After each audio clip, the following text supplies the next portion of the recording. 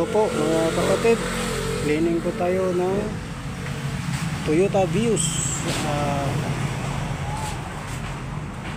2012 model. Ito po mga kapatid, oh. So na-discharge na, na-release na yung ano niya. So yan, pang-dashboard mga kapatid. Ito, yan, madali naman lang to. Tanggal dashboard, pero yung sa taas lang, yung sa ibaba hindi na, yung sa casing hindi na. So kuot na sa mga kapatid.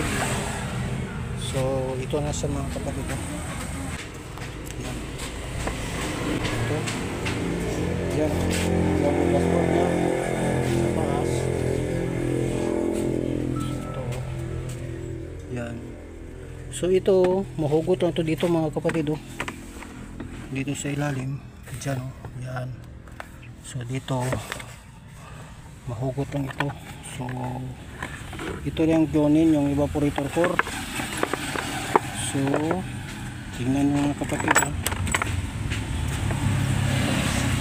Ayan, napakarumi. So yan mga kapatid, tanggalin natin para makita. So ganyan ang pagtanggal ng evaporator sa 2012 model na Vios Batman. Ito na mga kapatid, yan. So napakarumi. So ito yung lilinisin natin, yan. So tingnan nyo, napakarumi. Lilinisin natin ito mga kapatid. Kailangan natin ng pressure washer. So yan, dyan na yung mga kapatid, lilinisin natin, tapos balik natin dito. Yan, so yan. So yan mga kapatid, so tanggal dashboard siya, pero sa ulo lang. So iwan yung casing ng evaporator kasi manasa, kasi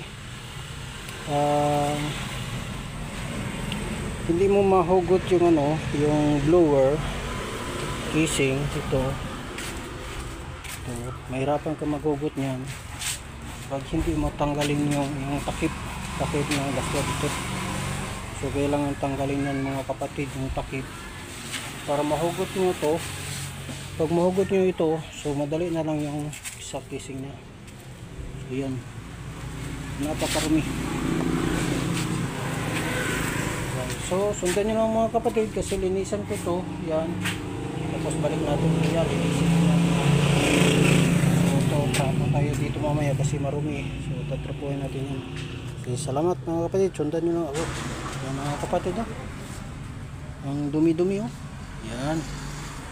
So kailangan i-pressure washer natin yan. So i-pressure washer ko lang mga kapatid, ha. Hindi ko lang ma-video.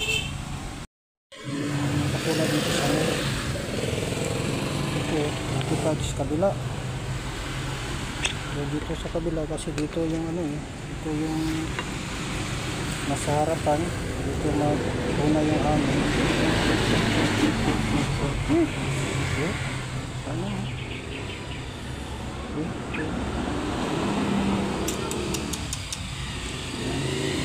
So sabit ko lang to, pero tatawagan ko yung may ano, yung mayari. Yan, sige, balik ko lang ito mga kapatid. So yan kapatid, ito na kapatid, oh. Yan lang dito mga kapatid, oh. Dito lang yung daan, oh.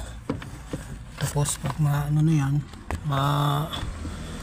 clip na siya. So may 4 na screw bolt yan mga kapatid. So yun na yun. Tapos balik na yung cover dito sa taas. Ito, balik na to. Ito, so naman lang. At saka yung dito sa expansion valve, ito dito, so balik na lang yan. So yan lang mga kapatid, hindi lang. Tapos vacuum, karga ng freon. So hindi ko lang ano kapatid, ha. Basta ganito yung proseso ng mga kapatid, oh. So ito na yung ano, yung evaporator nya, oh. So dito lang yung itaan. So yan, tapos sila yun dun sa kabila, para may 4 na bolt dito sa baba, sa kabila 4 din, 2. So yun, ha. So pagkatapos yan, so ibalik yung blower dito, yung takip dito. So ayun na. So hindi ko yung ano mga kapatid, hindi ko ma-video kasi walang maghawak ng ano, ng camera. Ito lang isa eh. Ito na. Yung kahimtang niya mga kapatid oh. Yan. Bungkag oh. Bungkag talaga. Yan ang kahimtan niya. So salamat. Ayan.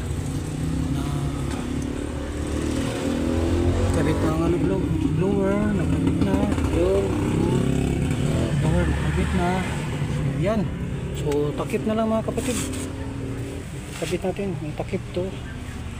So yan. Maya sundan nyo na ako mga kapatid. So ayan mga kapatid. Na ano na. Nakabit na. Pero dito ano na to. Dagdagan na ng lagyan na ng preyon.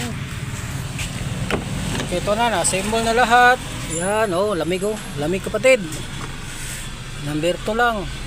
Pero malakas yung hangin. Number 2. Manhap lang yung thermostat niya. Ayan, nakabit na. Yan, lamig na. So, yan.